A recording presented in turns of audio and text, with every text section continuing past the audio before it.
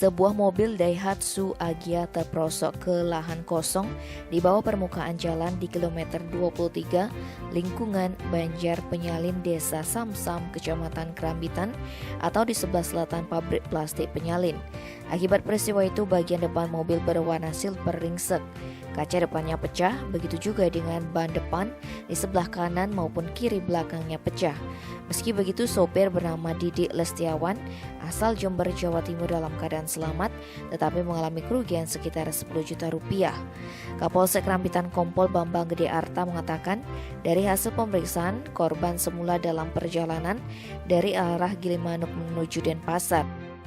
Begitu tiba di lokasi kejadian yang medannya menurun, korban tidak konsentrasi. Diduga korban dalam keadaan mengantuk, akibatnya mobil keluar jalur dan masuk di lahan kosong yang ada di sebelah utara jalan. Tim Bali Express melaporkan.